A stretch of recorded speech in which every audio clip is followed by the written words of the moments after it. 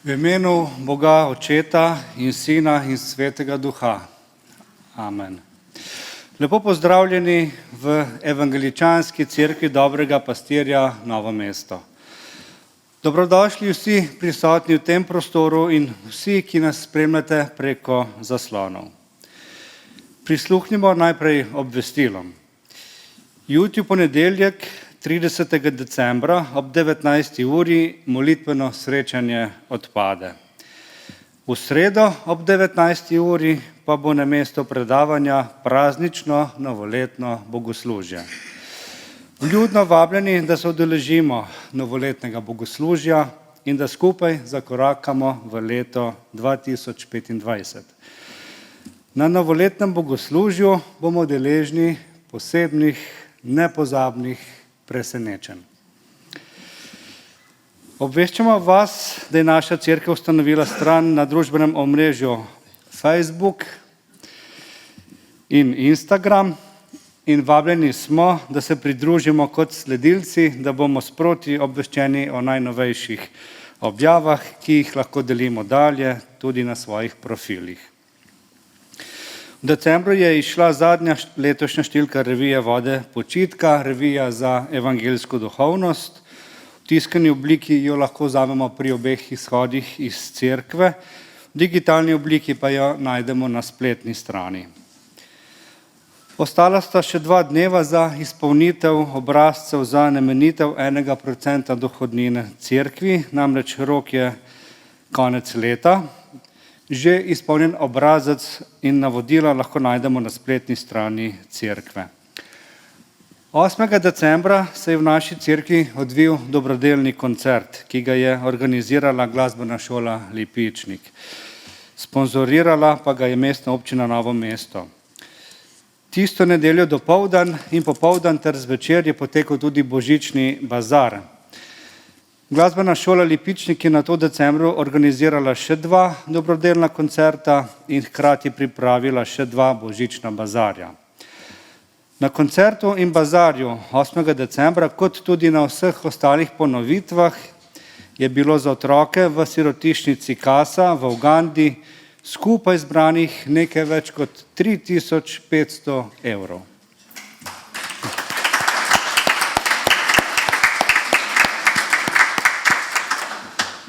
Kot vemo, je sirotišnica lani z denarjem, ki smo jim ga podarili prejšnje leto, kupila 2 njivi, na katerih so nedavno že pobirali prve pridelke. Lahko smo toliko bolj zadovoljni, ker zna vodstvo te sirotišnice denar smiselno investirati za dolgoročno korist sirot. Zato naj Bog blagoslovi ta dar. Sedaj pa sledi pesem z naslovom Radostno te vsi častimo.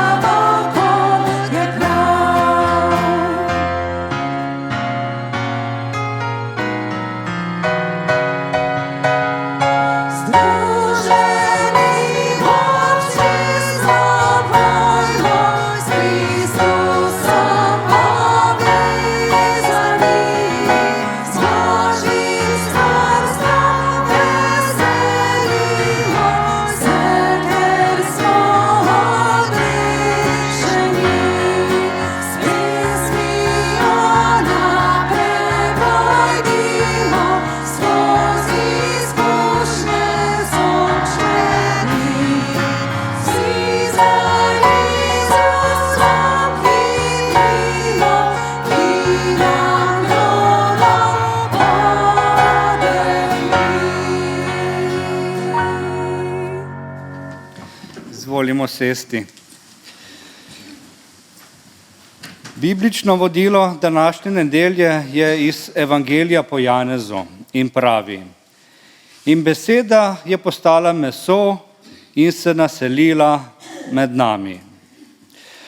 O Bogu, ki je zaradi ljubezni in usmiljenja prišel na ta svet med ljudi, lepo govori naslednji odlomek iz Stare zaveze Svetega pisma iz Psalma 93, ki pravi: Gospod kraljuje, oblečen v veličastvo. Gospod je oblečen v moč, opasal se je, zares, trden je svet, ne bo omahnil. Tvoj prestol je trden od nekdaj, ti si od vekomaj. Tvoja pričevanja so zelo zanesljiva. Svetost pristaja tvoji hiši, Gospod, za dolgost dni.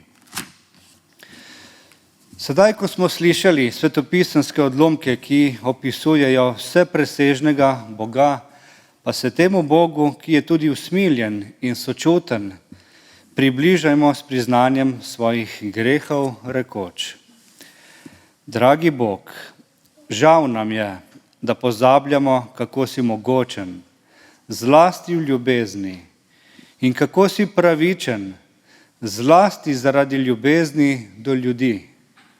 In kako si nam blizu, saj si nas vzljubil in prišel med nas.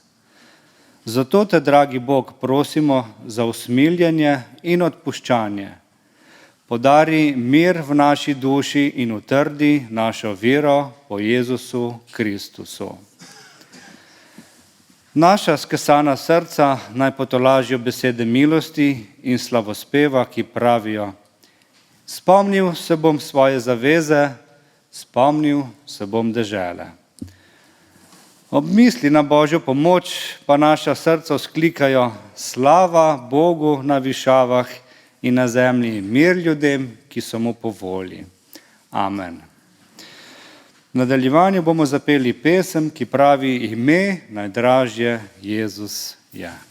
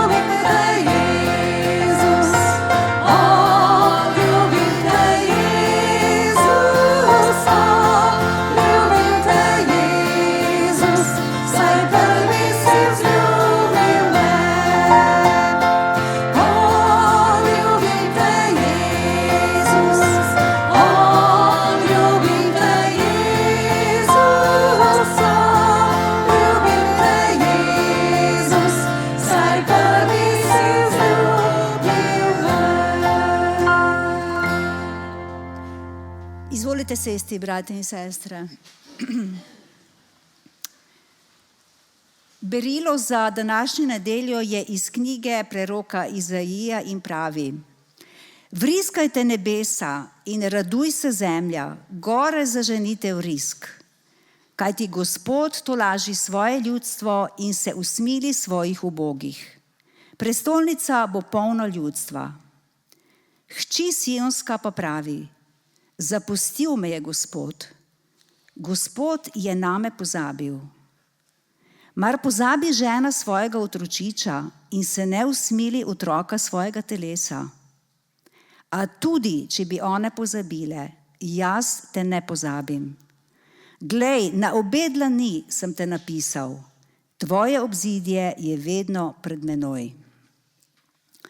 Bratje in sestre, v tem odlomku se srečujeta svetla prihodnost in zelo mračna sedanjost. Izrek Gospod ali Bog me je zapustil je izraz občutka, ki ga je verjetno doživel že vsak izmed nas kdaj. Vendar so to samo naši občutki. V današnjem času smo žal priča mnogim pretresljivim zgodbam, ko matere pustijo komaj rojene otroke na najbolj neprimernih mestih, ali pa se jim tudi kasneje na tak ali drugačen način odpovejo. Ampak veste, sočutje našega Gospoda Jezusa presega najbolj ljubeč odnos najbolj ljubečih staršev. In zato nam ni potrebno, da bi bili malodušni, čeprav velikokrat Božje naklonjenosti ne vidimo. In tako kot smo prepričani, da smo Božje odrešeno ljudstvo, tako smo lahko prepričani, da nas Bog nikoli ne bo zapustil. Izraz, da nas je Bog zapisal na obe dlani, pomeni, da je njegova pozornost vedno nad nami. In zato se lahko veselimo. In naj noben dogodek v našem življenju ne zasenči tega pogleda, da je Bog z nami. In v tem odlomku, ki smo ga prebrali, so nebesa in zemlja pozvana, da se veselijo in pojejo. Zakaj? Zato, ker je Bog stopil na zemljo z namenom, da odreši vsakega človeka. In edini razlog za to je neizmerna Božja ljubezen. In krščanski pisec Rick Warren je takole zapisal: Božja ljubezen je kot ocean. Lahko vidiš njegov začetek, nikoli pa konca. In hvala Bogu za njegovo ljubezen. In v tej ljubezni bomo prepevali tudi v naslednji pesmi. In vabim nas, kdor lahko, da ostanemo, da damo slavo Bogu skozi pesmi, ki so pred nami, kajti Božja ljubezen ne mine. On je velik Bog in on je Bog, ki vlada.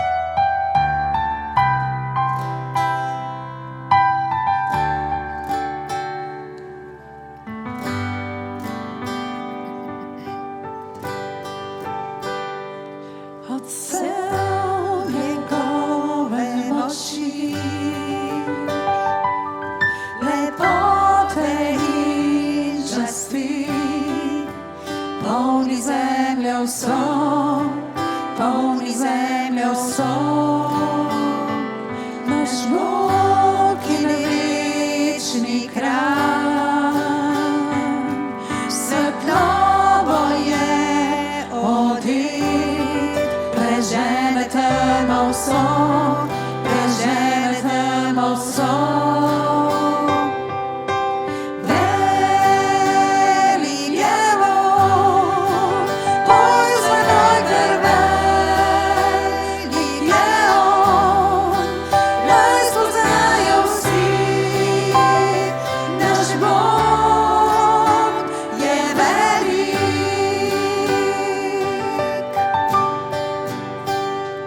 Na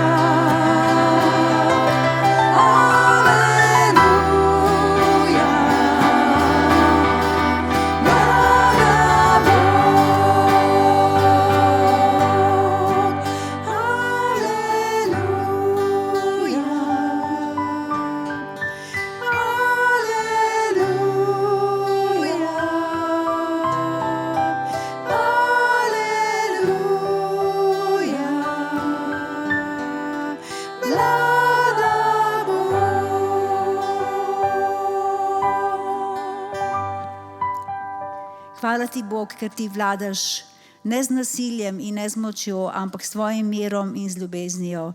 Hvala ti, ker si ti Emanuel, Bog z nami. In hvala ti, ker boš ti večno ostal z nami. Slavimo in obožujemo te. Amen. Pobrali bomo še prostovoljne prispevke, ki so namenjeni izgradnji naše cerkve, ki je naš skupni dom. In zato bodimo blagoslovljeni tudi v tem.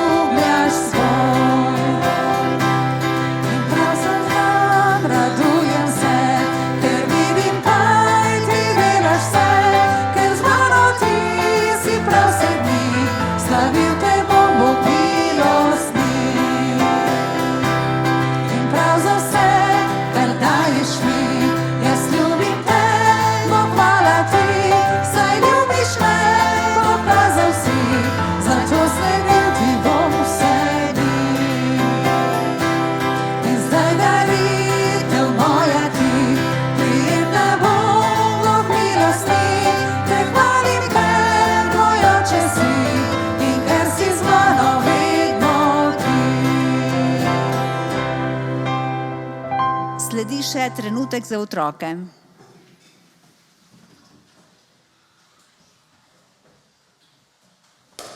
Dragi otroci, čeprav je čas počitnic, vseeno vabljeni naprej.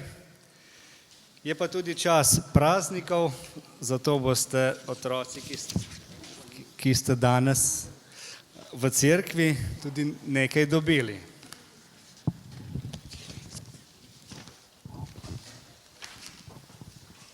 Danes bomo začeli z eno uganko.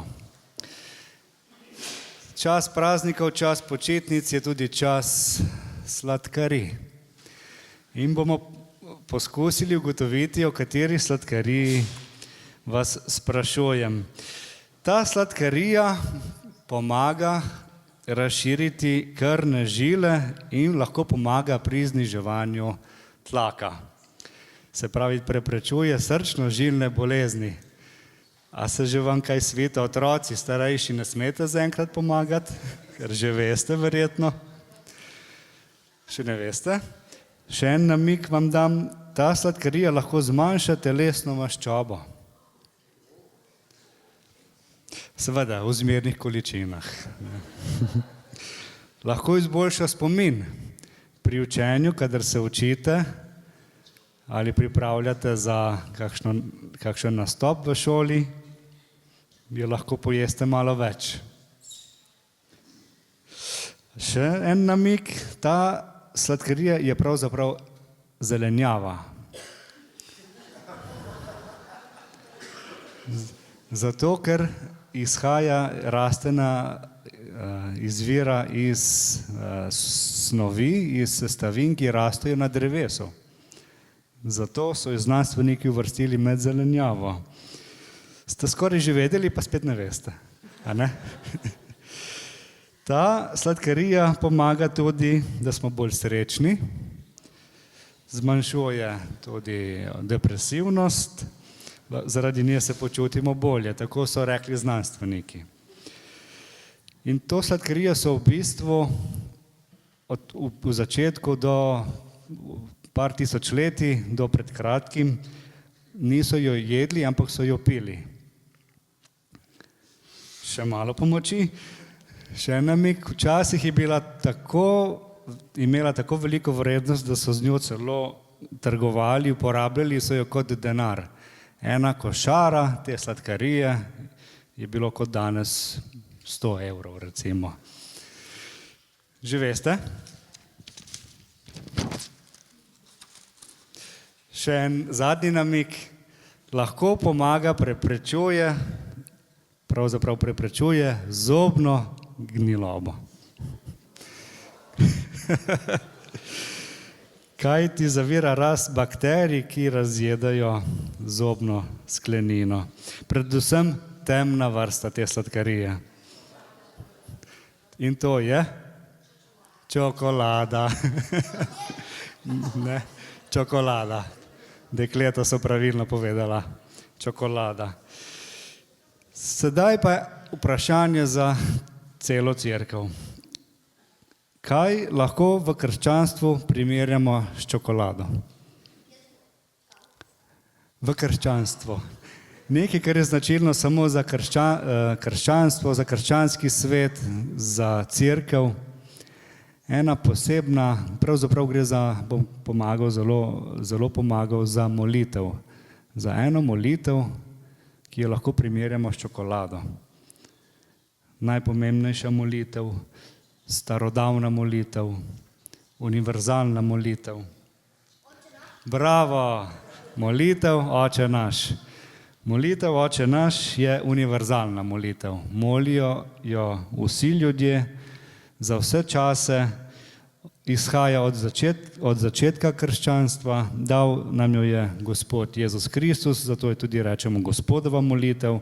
Je za vse priložnosti, tako kot čokolada, za okrepitev, tako kot čokolada, za zaščito, duhovno zaščito, tako kot čokolada, za dvig morale, za budnost in je sladka, tako kot molitev Oče naš, ki posladka našo dušo in skupnost. In otroci, vsakeč, ko boste jedli čokolado, se boste kaj spomnili? Bravo. Na molitev Oče naš. Več o tej molitvi bomo slišali tudi danes v pridigi. Predtem pa si otroci seveda privoščite še malo čokolade. Tako. Danes sicer ni verouka, tako da odrasli otroci, starejši otroci boste v cerkvi lahko poslušali pridigo, zato je za vas ena čokolada, za najmlajše, ki greste pa na varstvo, je pa druga čokolada. Tako da boste se lahko vsi posladkali. Tako, hvala lepo otroci. Sedaj pa na vrsti Božja beseda.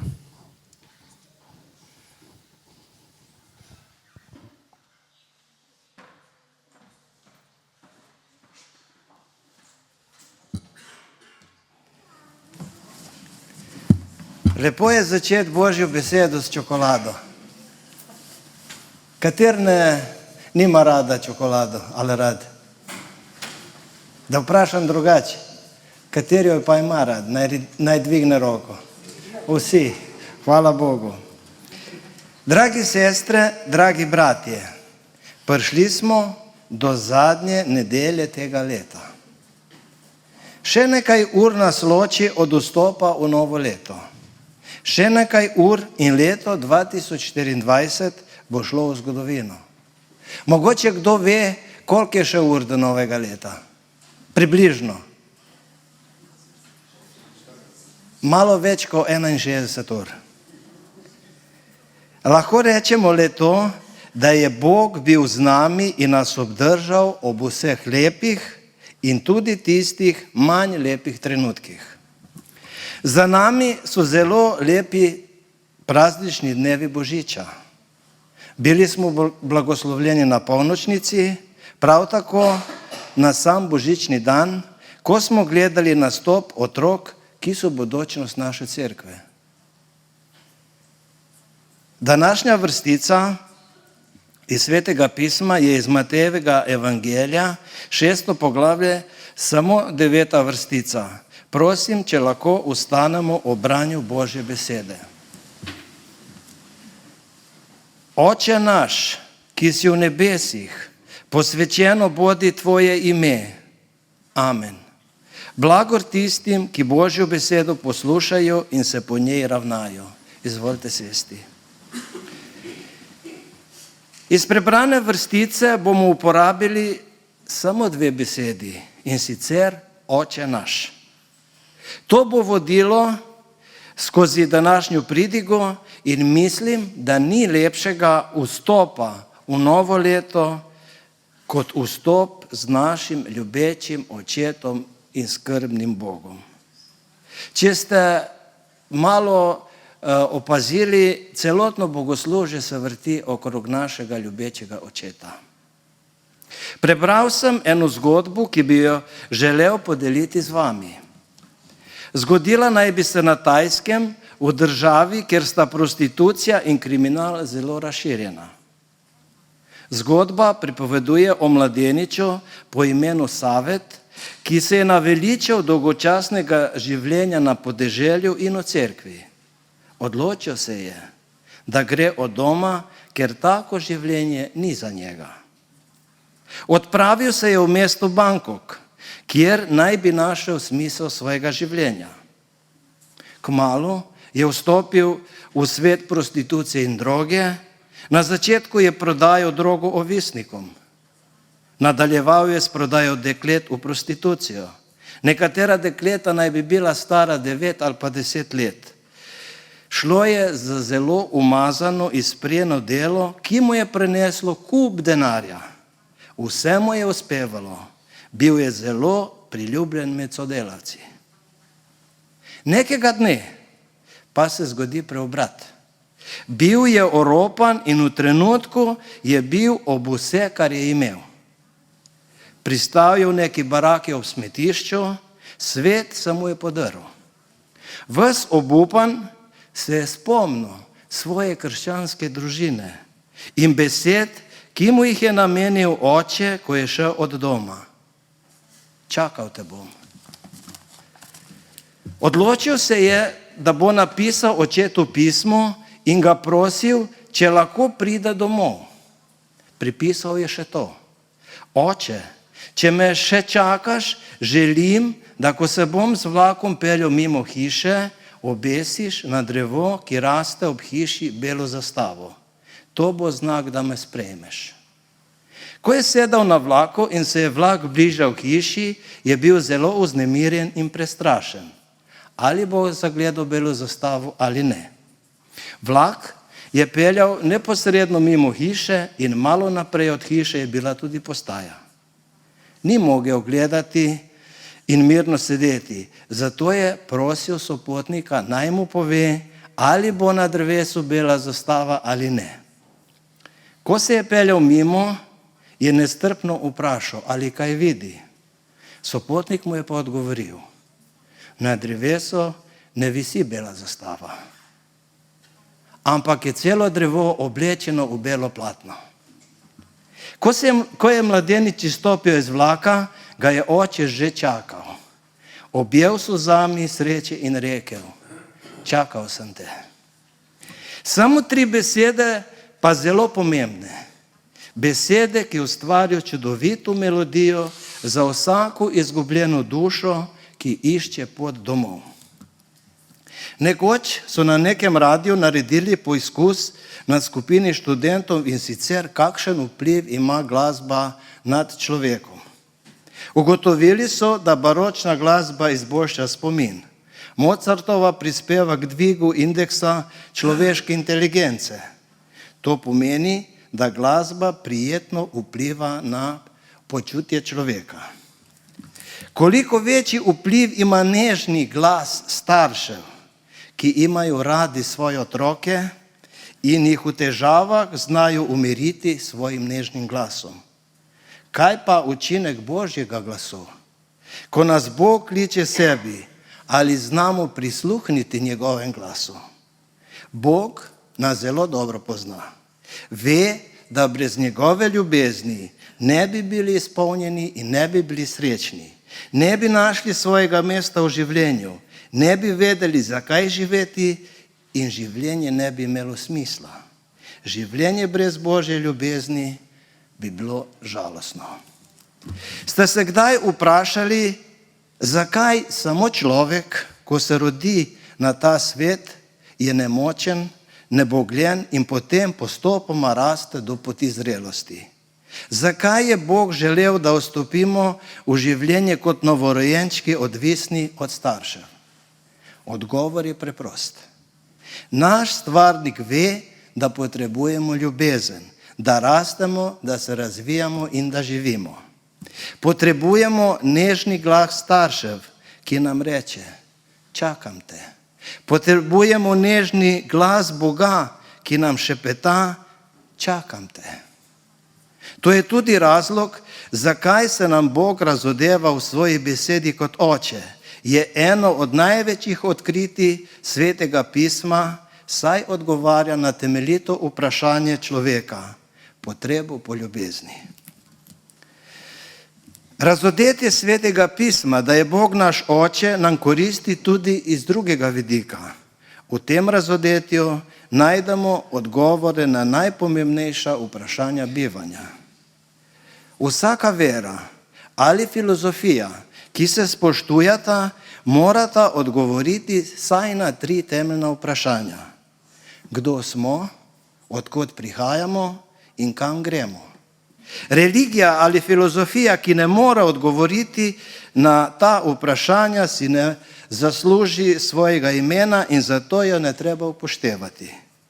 Hkrati lahko človeku, ki je vse življenje živel, ne da bi najdel odgovor na temeljno vprašanje, rečemo, da je živel zaman. Tudi negovoreča bitja se rodijo, ohranijo svojo vrsto, potem umrejo, ne da bi si postavila ta vprašanja. Kje je potem razlika med njimi in med nami? Ne vem, v katero smer bo šlo izobraževanje, pri nas ali drugod, a do nedavnega je bilo na ta vprašanja odgovorjeno na smešen način. Pa si poglejmo te odgovore. Kdo smo? Smo razvite živali, bratranci opic, enocelične živali, za katero evolucionisti trdijo, da je ena prvih oblik živalskega življenja. Odkot prihajamo? Iz prvobitnega kaosa, iz organske juhe planetarnega oceana, v katerem bi se v nasprotju zakoni fizike in verjetnosti pojavile prve oblike življenja. Kam gremo? Nihče ne ve. Izdelujejo se najrazličnejše domneve, pripravljajo se scenariji možne prihodnosti, a nihče ne more ponuditi gotovost. Na take odgovore in predstave ne rabimo biti presenečeni. Očitno je, da je današnji človek oropan moralno, telesno in duhovno. Zato toliko samomorov, duševnih bolezni, nasilja in brezbrižnosti. Kako je to mogoče? Ker je sodobni človek pozabil na svoj izvir. Vrnimo se nazaj k Svetem pismu, saj v njem najdemo odgovore na največja in najbolj pereča vprašanja človeka. In kar se mi zdi vredno omeniti, je dejstvo, da so odgovori na ta vprašanja zgoščeni v eni besedi: Oče. V današnjem svetu krožijo nekateri ukorinjeni predsodki, da se nam Bog razkrije kot Oče šele v novi zavezi. To nas pripelje do zmotnega sklepa, da se nam v Svetem pismu razkrivata 2 Boga. Toda to ni res. Eden iz stare zaveze, ki je hladen, se hitro razjezi, samovoljen, neprijazen, in drugi iz nove zaveze, ki je topel, ljubeč, dober in željan vzpostaviti odnos s nami. Poglejmo si nekaj vrstic, katere nam govorijo, da temu ni tako. V knjigi preroka Izaije 63:16 beremo: Saj si ti naš oče. V Izaiji 64:7 pa pravi takole: In zdaj, Gospod, si ti naš oče, mi smo glina, ti pa si naš upodobljavec. V knjigi preroka Jeremije pa beremo: Jaz sem namreč Izraelov oče. In še prerok Malahija pravi: Mar nimamo vsi enega očeta? Primerov je še veliko več. Res je, da je s Kristusovim prihodom na zemlji zrasla v celoti podoba nebeškega očeta. Vendar je pa prav tako res, da tudi v stari zavezi najdemo ljubečega očeta. Omenil sem že, da je eno od najpopolnejših odkritij Svetega pisma to, da je Bog naš oče, to pomeni, da je naš stvarnik. V teh treh črkah oče se skriva odgovor na 3 temeljna vprašanja. Če je Bog naš oče, to pomeni, da smo Božji sinovi, ne potomci žab, plazilcev ali opic.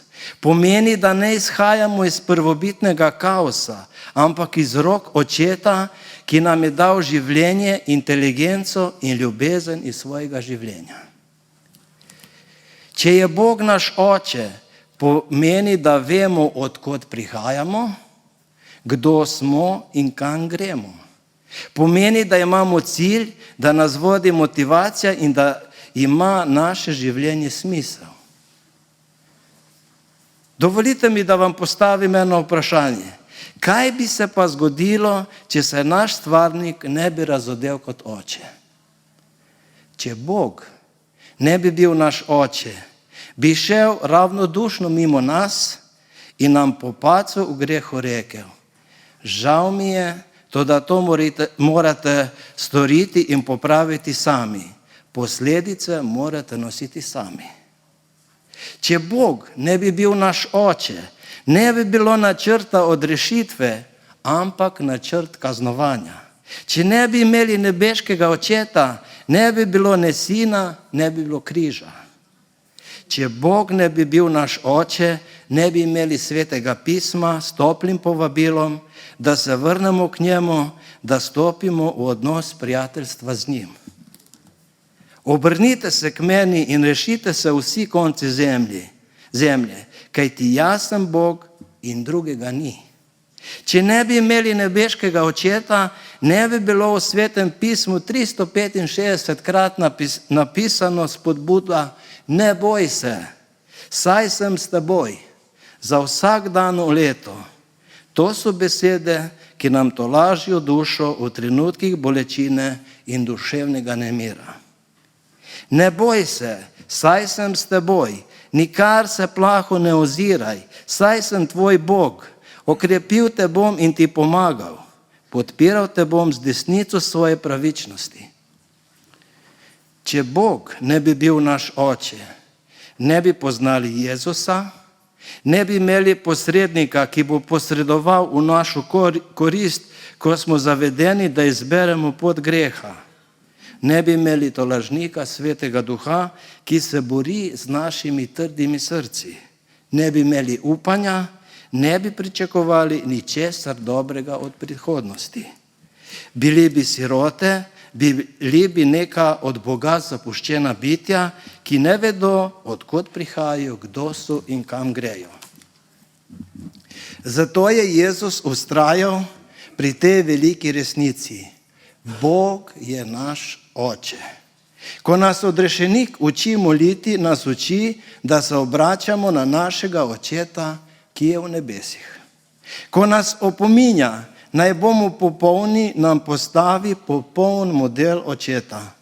Bodite torej popolni, kakor je tudi popoln vaš nebeški oče. Ko nas spodbuja k dobrodelnim dejanjem, predlaga, da jih delamo na skrivnem, kajti naš Oče, ki vidi na skrivnem, nas bo nagradil.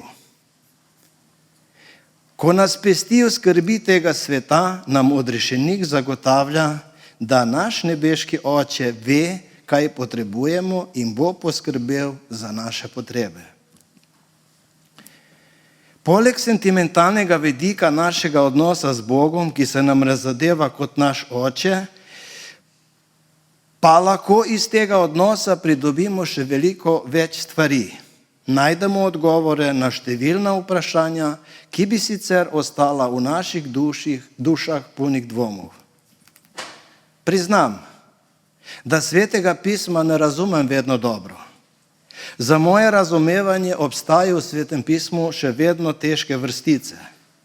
Ko pa spoznam, da je odnos med manom in Bogom podoben odnosu med očetom in sinom, mi postaje vse bolj razumljivo.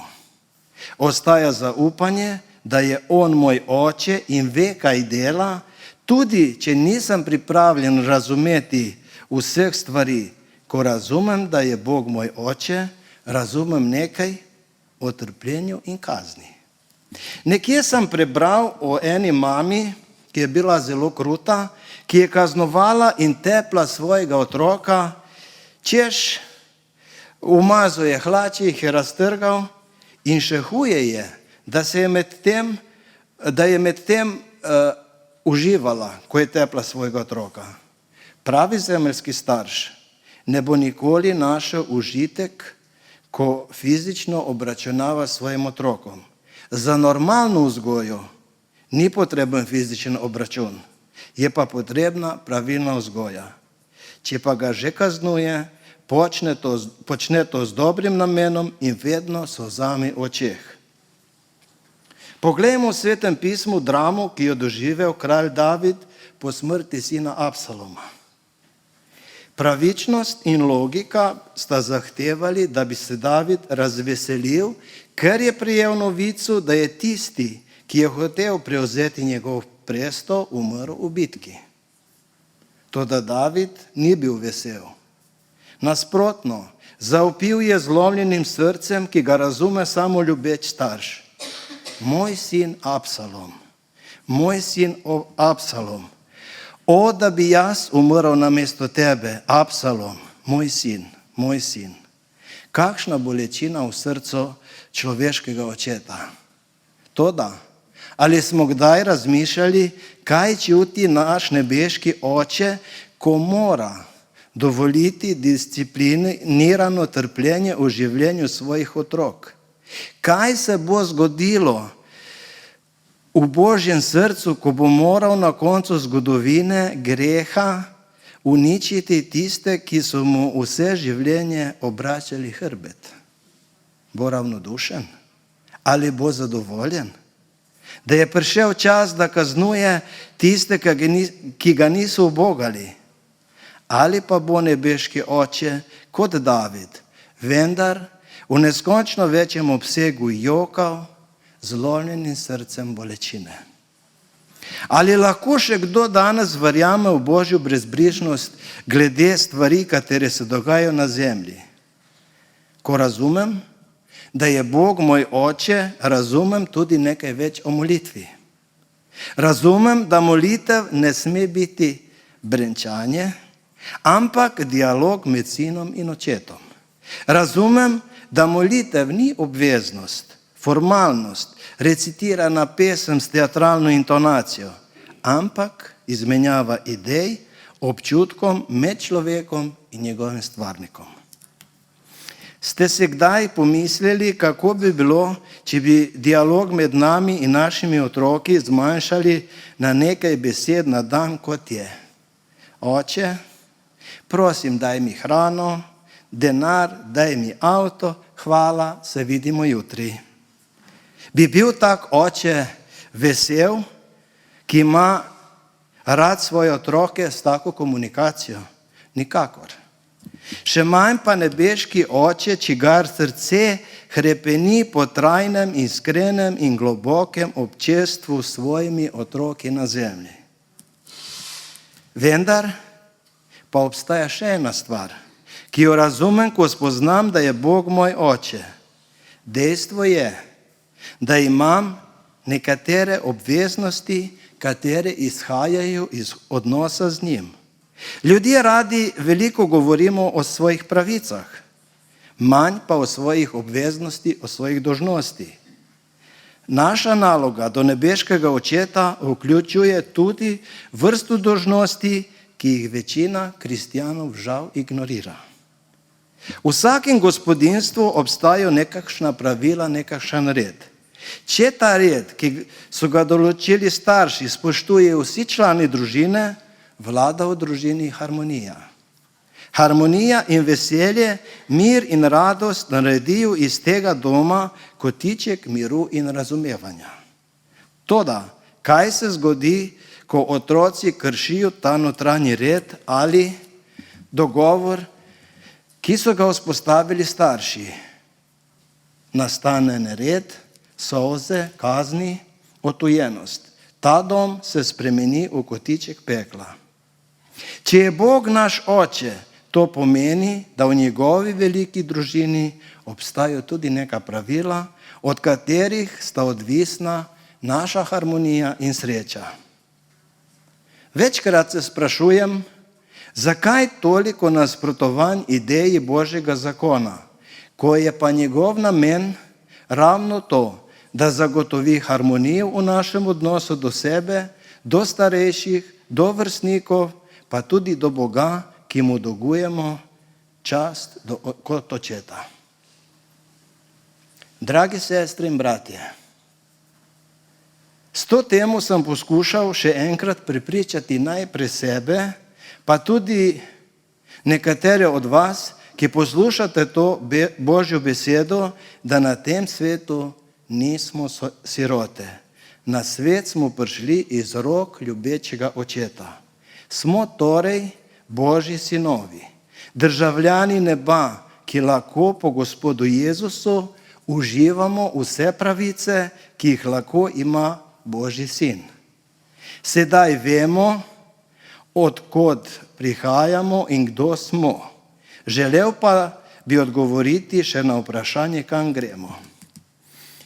Ali nas je nebeški oče pripeljal v obstoj samo zato, da živimo na tej zemlji 70, 80, 90, pa mogoče nekdo 100 let. Z vsemi kratkimi trenutki veselja in težav, ki jih prinaša življenje. In kaj potem? Smrt? Konec? To bi bil skrajni absurd.